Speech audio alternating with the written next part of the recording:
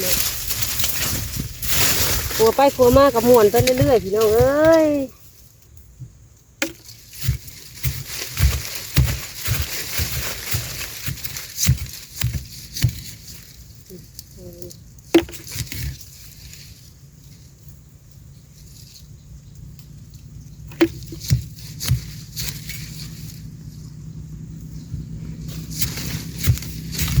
มีแต่หน่วยใหญ่ๆหอยขัวอย่างดีพี่น้องตัวหาแถวเก่าคนนี้แหละ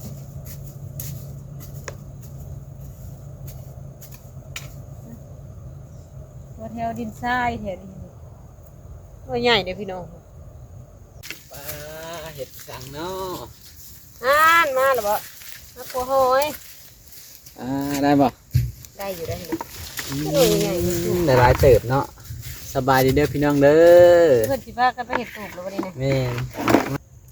โดยกราบสบายดีและสวัสดีเด้อพ่อแม่พี่น้องบัดสุขเนาะพบกับสาวลำน้อยตอนเช้ามื้อนี้พี่น้อยหนาวอากาศก็ได้มันเย็นพี่น้องเอ้ยสาวลำน้อยออกมาครัวหอยมื้อนี้เห็นมื้อก่อนหันเห็นไม่เท่าค่ำครัวบ่ได้ก็เลยครัวให้ลาวกับพอได้อยู่พี่น้องพอได้แกงพอได้อ้อมอยู่พี่น้องเอ้ยเราเห็นเราลงมากับครัวให้เราลองเบิ่งมื้อนั้นก็ขึ้นในใจว่ามื้อหน้าก็เด้อสิมาครัวว่ะมื้อนี้ก็เลยวางเวียงนี่พูดห้องน้ำซอยน้องชายก็แล้วเลยพี่น้องยังตะแปลงเล็กน้อยแต่ความลึกมันหันได้แล้วพี่น้องเอ้ยแต่ว่ามาครัวหอยมื้อนี้อากาศเย็นพี่น้องจนได้ใส่เสื้อกันพลมาได้เฉลิมน้อยพายขี้ท่วงกะยาและพี่น้องมันอุ่นพอพี่น้องเอ้ยมาแต่เช้าของบ่มีคนเห็นดอกพี่น้องเอ้ยเขาบ่ทันได้กายทางลายเขาบ่ทันไปเวียกไปงานตอนเช้าเล็มน้อยมานะมัน6 โมงเลยพี่น้องบ่ทันอันนั้นบ่ทันได้คนเที่ยวทางลายพี่น้องใส่เสื้อกันพลมา ก็ยังไอน้อยหนึ่งเลยพี่อากาศเย็นโพด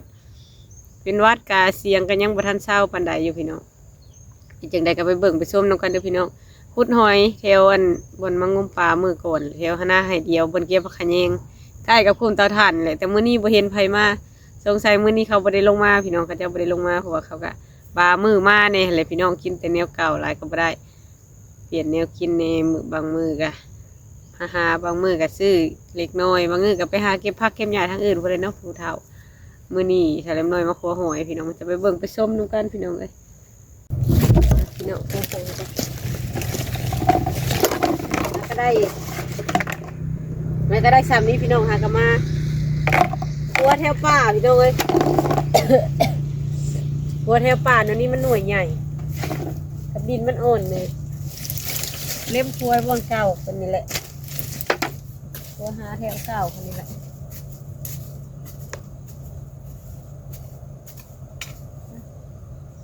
ขัวแถวดินทรายแถวนี้หน่วยใหญ่เด้อพี่น้องขัวกระเต็มจะรูอยู่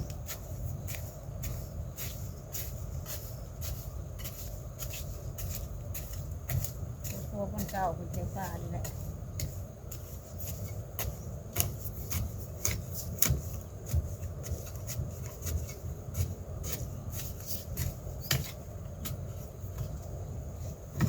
มันบักใหญ่พี่น้องไอ้พวกหัวแถวในป่านี่หน่วยใหญ่หอยงามเพราะมันอยู่ใกล้อันมันอยู่ในดินทรายน้องเห็นป่าเนี่ยนี่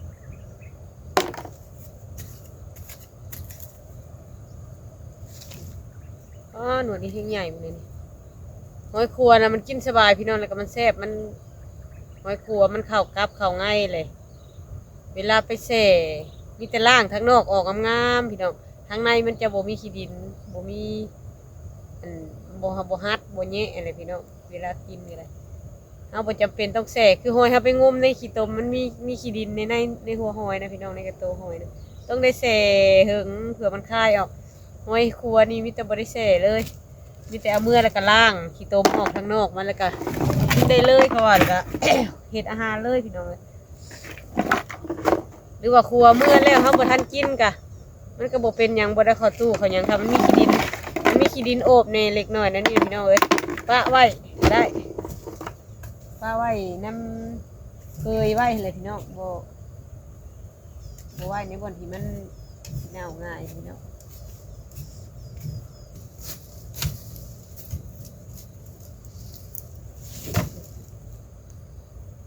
มครัวแถวเก่าคนนี้แหละพี่น้อง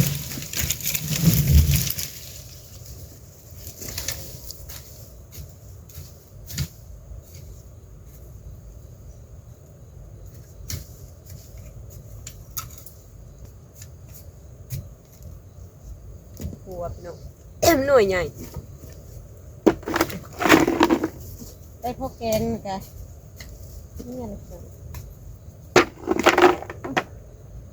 เอาเถอะ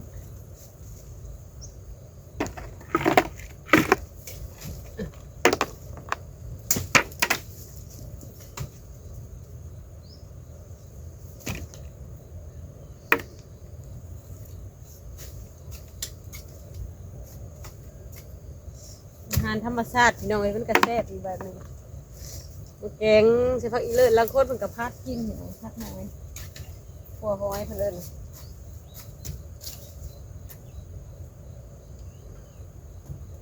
เป็นพัดเป็นขัวใส่อันน้ำมันหอยใส่เขาไข่อีกแบบนึงพี่น้อง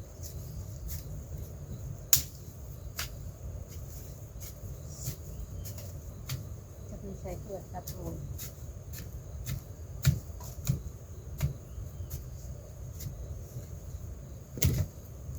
มีอยู่เลยพี่น้องพอได้เก็บอยู่พี่น้องหน่วยใหญ่ใหญ่หอย หอยครัวนะมันสิพี่พี่น้องเลยมันพี่มันตุ้ยอยู่เลยพี่น้องก็คือหอยย่างพนแล้วมันจอยมันก็บ่แซ่บปวดช่วงนั้นมันกำลังอัน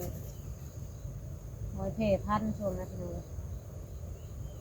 เพพันธุ์มันเกิดลูกมันจอย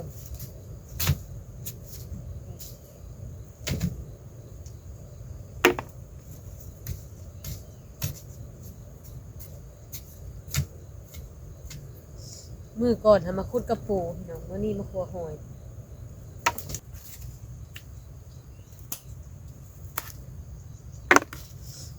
อาหารบ้านนอกบ้านนาผู้เฒ่าแถวบ้านนี่พี่น้องเอ้ย ไอ้ครัวหอยคือกระตาไม้ฮะนี่แหละพี่น้องกระตาไม้แล้วก็ขมาก กระปุกขมากพี่น้องคือกระปุกขมากห่อขมากไปน้ำผู้เฒ่าคือข้าวไปน้ำบัดตอนเพลตอนง่ายก็เคี่ยวมากไข่เจียวบนห่อไปมาจับโอ้ยพี่น้องบรรยากาศบ้านนอกบ้านนาเลยเหมือนไปอีกแบบหนึ่งพี่น้องเลยเห็นสมัยแต่กี้มาแต่น้อยใช่แต่มาอยู่พี่น้องเลยเขามาอยู่สวรรณเขตพี่ก็ยังมีบดเพราะได้ครัวหอยอยู่ใต้ถึงในถุงหน้าอยู่พี่ครัวหอยได้แถวบ้านกันออกถงออกทางเพื่อพี่น้องเลยที่ล้างถงหอยถ้าเป็นน้อยกับเป็นวัดเลยพี่น้อง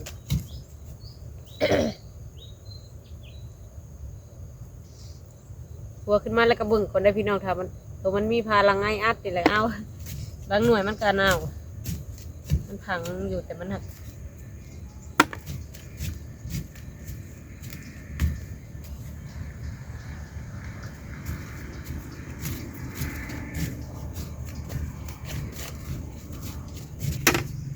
บางเทื่อเพิ่นนั้นบ่เห็นเฮาก็ได้เลยว่าดึงเก้าเพิ่นก็ได้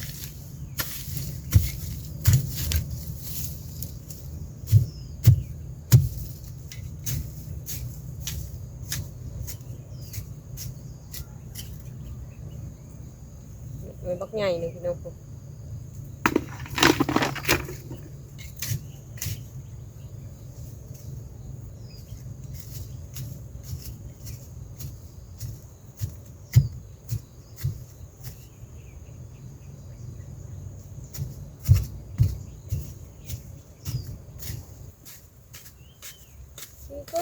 ซีโก้เจล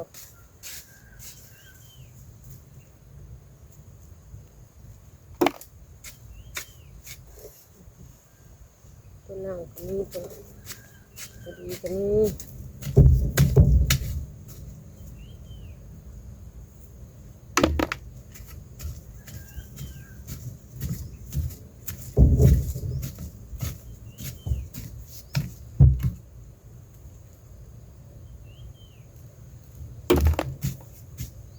หนาวแห้งจนได้ใส่เสื้อกันฝนพี่น้องเสื้อกันฝนมา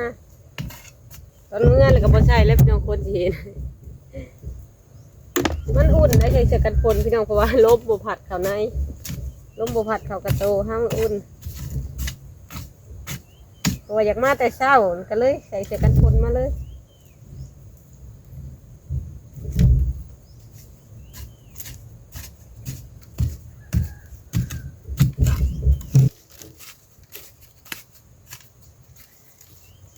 ล่าหอยขัวมื้อนี้พี่น้อง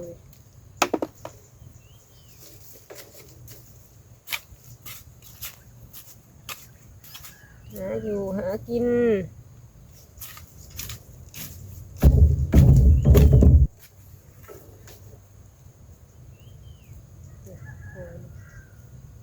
หน่วยเลยพี่น้อง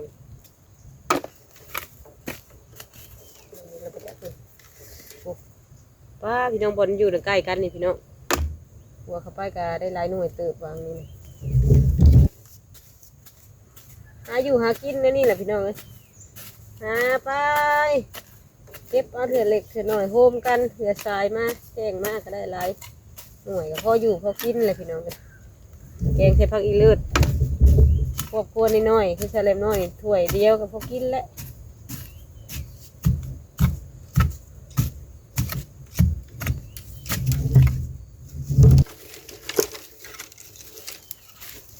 ลืมไปแถวนี่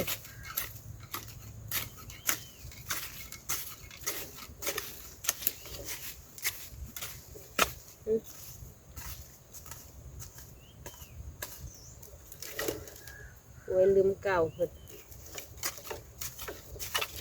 โอ้ยกระเจ้าพุดแต่กระปูพี่น้องแถวนี้ว่าลืมกะเขาได้ยุ่น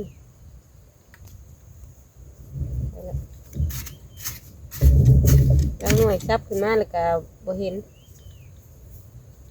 ไปน้ำขี้ดินเอาไปแกงใส่ผักขี้เล็กบางคนกับหอมใส่ผักขี้เล็กหอมใส่อันใส่นี่แกงใส่นั่นใส่นี่แซ่บใส่กันหอยขัว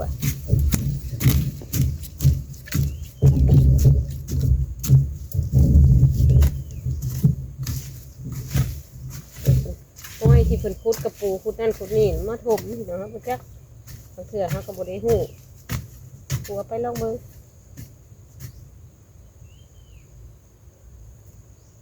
ว่าเป็นปัวกระปูมันมาถมจริงๆนะหวยบ่ทันครัวแถวนี้เป็นจังมันก็มี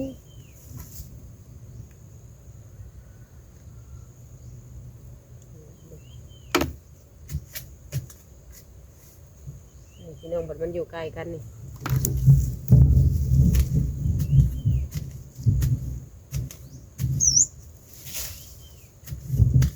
นี่จะมันซับไปเลยอยู่นำกันเป็นหน่วยใหญ่ๆเดี๋ยวพี่น้องหอยขัวมันเต็มครับ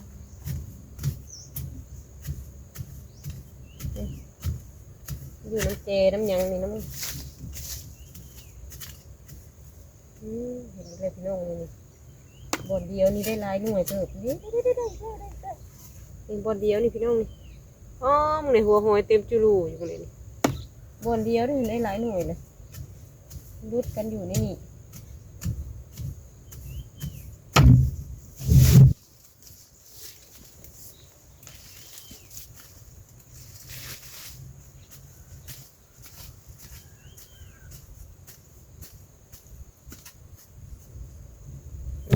โค้งน้อย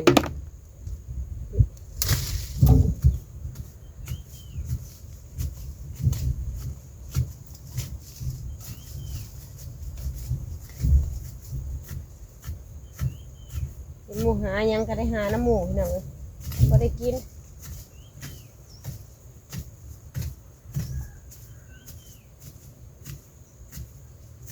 ดีกว่าเขาบ่หาไปเบิ่งหมูหาพี่น้องละคน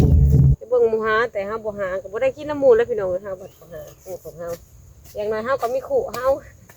มีขู่ของเขาได้หน่อยก็ยามันมีขู่เขามีเสียมเขากระยามัน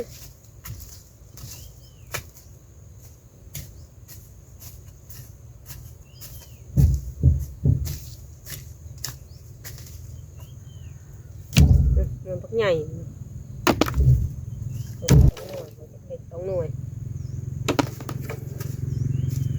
3 หน่วยพี่น้องหัวขึ้นมาลังเถื่อมันขึ้นมาน้ำดินแล้วบ่เห็นเด็ก4 หน่วยพระเจ้าพุทธกระปูพี่น้องพุทธกระปูแล้ววันนี้มันถมบ่ฮู้ซ้ำว่าครัวแล้วหรือบ่งมครัวไปก็ได้คือกันพี่น้องมันไผดุกวาดเพิ่งพี่น้องนี่แถวมื้อนี้เพิ่นครัวถมไว้แต่ว่าบ่ทันครัวหอยบางคนก็คือว่าครัวแล้วแท้บ่ทันครัวหอยมันบักใหญ่นี่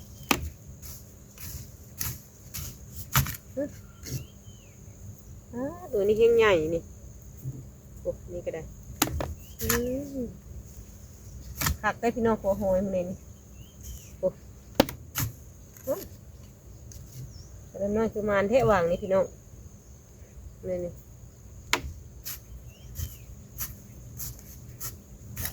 โอ้ยงามเลยพี่น้องมันอยู่ในดินทรายนั่นนี่นะอยู่ในดินทรายนึกเอาไหมไม้โค้งน้อยตัวนี้มีไม้จุกไม้โค้งมีกระต่ายเลย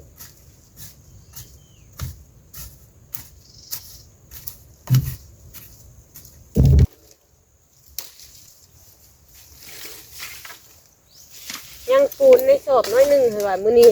สิโกกำแพงหันเบิดปูนสอบนั่นแหละพี่น้องมื้อนี้พอไอเที่ยวอยู่เพื่อนคาบหนึ่งคาบแรงไปเวียกผิดนี่พี่น้อง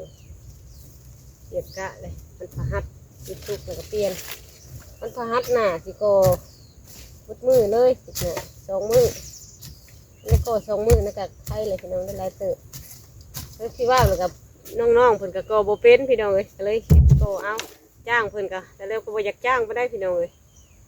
จ้างก็เบิดเงินปล่อยเห็ดไปซ่านี่จ้ามันมือว่างๆเลยถ้าเล็กน้อยก็เห็ดเอา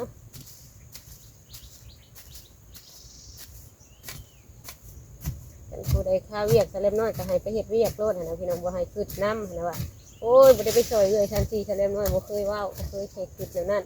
พอแต่ให้ไปซอยผู้อื่นพี่น้องเอ้ยผู้เพิ่น จะเป็นกว่าเฮาซั่นซักพี่น้องเอ้ยผู้เพิ่นจำเป็นกว่าบ่มีบนอยู่บนเศร้าเลยถ้าเล็กให้ขึ้นไปพุ่นน้องชายก็ต้องใส่กันไปทั้งนั้นซอยผู้อื่นก่อน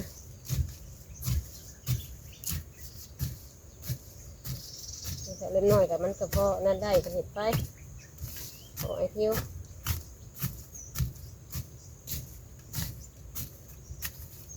เห็นแบบนี้กวาดไปก่อนโอ้โหพี่น้องใกล้สิมื้ออะไรพี่น้องเลยรับหอยแล้วพี่น้องผม1 2 หน่วย3 หน่วยพี่น้องมุนจะหน่วยใหญ่ๆใกล้สิมื้ออะไรได้หลายเติบเลยพี่น้องเลยแกงก็ได้ถ้วยใหญ่เลยเพื่อใส่หั่นใส่นี่พูดง่ายไปเรื่อยๆแค่นี้แหละพี่น้องเป็นป่านี่แหละหอยมือนี้ครัวหอยใกล้สิเขามื้อแล้วแหละพี่น้องไว้สบายเลยกินข้าวกินน้ำเรียกแนวอื่นแล้วกัน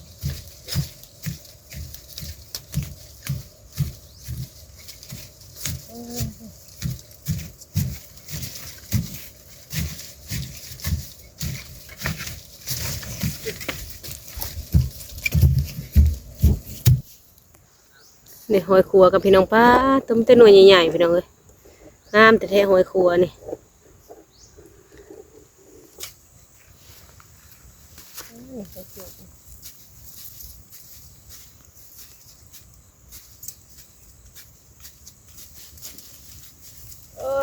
แดดแล้วพี่น้องแล้วแบบ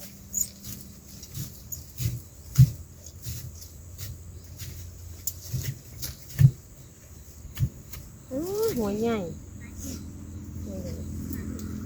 ว่าโค้งพี่น้องนี่ตัวลูกใหญ่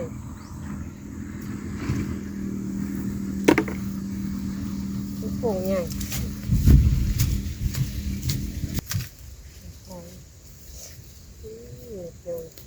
ไปก็ได้อยู่เลยเลยบอกว่าตัวนี้2-3หน่วยโอ้อยู่รวมกันหลายหน่วย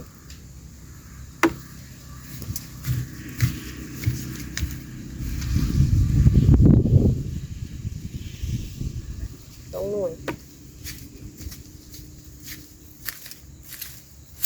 เห็น หัว เลย หอย แว เนี่ย มีเขียดน หัวหอยแล้วก็ ำป้าหน่วยใหญ่แท้อันนี้หอยเข้าเบ้าละ หัวไปน้ำ ก็ แข็งป่านี่ เป็น แหละ ถ้วยแล้วผู้หลายหอย หัวมันแซ่บ หอย เลย จูบก็มี เนี่ยมันเป็นหน่วยพีๆเลยหัวตันจะลูกอยู่ หอยขักเอลี ก็ได้อยู่ในครัว ขักเอลีบ่มีเสียงเนาะสิลองจักบาทนี่ ก็ได้อยู่ในครัวกัน อืมมันแห้งหมักแล้วนี่ ตัวนี้นี่ ป้าใหญ่แห้งหมักแล้วอยู่ในนี่มันเป็นแบบเป็นถักไงพอดีที่ ข้าว เขา แถวบ้านนะจนบอกกินข้าวแล้วเขาโกหก กระตาหนึ่งเขาได้ผลจังพากันขึ้นมาผู้เฒ่าปัญหาเงินก็ได้อยู่ช่วงยามแรกเป็นกลัวหอยตาละแสนละได้เท่าไหร่ เขาเป็นโลแล้วก็นี่นี่อยู่ในหอย มันสีราคาแพงนี่ได้หอยครัวไม่ยังไงนะกระปูบ่ ใช่ อยากเห็น อยาก วงเดือน แล้วกระปูเป็นไส้เดือนหรือว่ากบสุดดอก โอ้ยมือนั้นมาครัวเห็นกบตัวหนึ่งไม่ได้บัดนี้พอเถาคูนมาครัวไม่เท่าโอเคมาครัวมือนั้นพลาได้กบอีกตัวหนึ่งแต่ว่ากบตัวนึงเล่นกับป่าตัวนั้นมันออกมามันเย็นมันสุ่ม มือหนามาครัวได้ปะเนี่ยไปพัดนี่นี่คือที่เจ้าหมักพัดหมักอันเห็ดอันเมนูพัดหอยกระเจี๊ยบ หลายเนาะ ครัวง่ายๆงั้นมันดินใช่คันเขาไปครัวเทลลุ่มนั้นเป็นดินเหนียวเลยไม่ครัวเนี้ย มอก็มันบ่อยู่มันต้องอยู่แบบนี้แหละหอยจูบนี่อยู่ในแคมป์ เดี๋ยวนี้ไว้กินยำมันคาเวียดค่ะเขาได้หาจุดไปยังบ่ออกเขาได้สดหอยแกง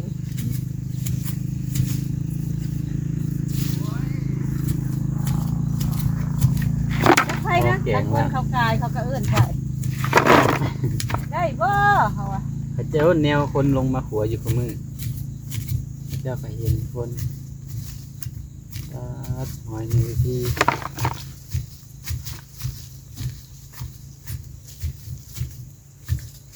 นี่เป็นพดเพิ่ง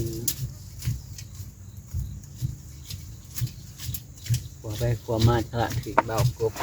จริงๆว่ากบเนี่ยต้องยังไงเด้อ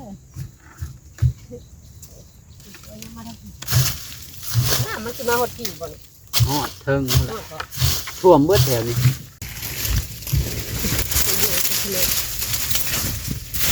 ครัวไปครัวมากับหมวนไปเรื่อยๆพี่น้องเอ้ย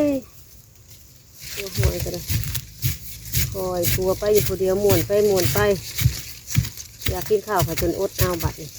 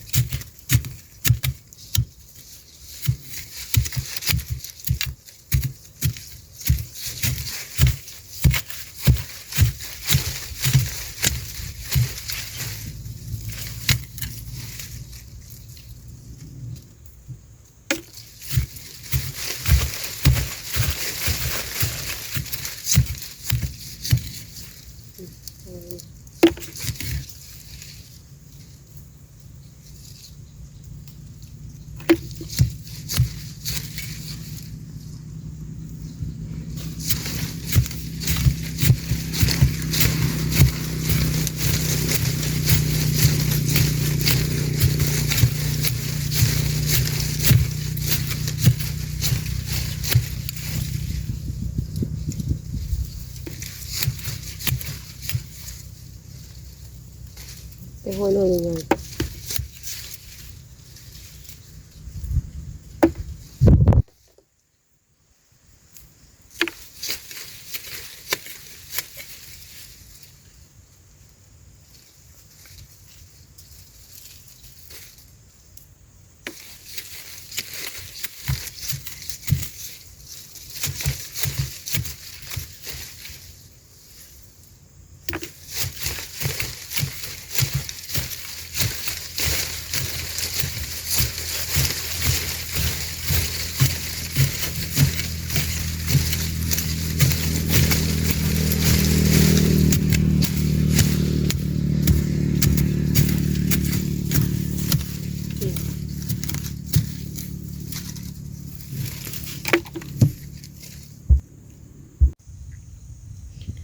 โดยพี่น้องแสลมมาครัวหอยมื้อนี้ก็ได้พอได้กินอยู่พี่น้องเอ้ยพวกมีแต่หน่วยใหญ่ๆหอยครัวอย่างดีพี่น้องซอยแล้วพี่น้องเอ้ยก็สิมื้อซะก่อนบัดนี้พวกหอยครัวมีแต่หน่วยบักใหญ่ๆงามมื้อหน้าจังสิมาครัวใหม่มื้อหน้าพุ่นแลจังสิมาครัวใหม่พี่น้องเอ้ยอยู่แคมป์ดงแคมป์ป่านี่แหละพี่น้องนั่งเช้าห่มก่อนเดินออกแล้วก็สิมื้อก่อนพี่น้องอย่างไรก็ขอจบคลิปก่อนเด้อพี่น้องเด้อขอบคุณหลายๆที่มาให้กำลังใจสำหรับคลิปนี้ขอลาไปก่อนเลยสบายดีเด้อพี่น้อง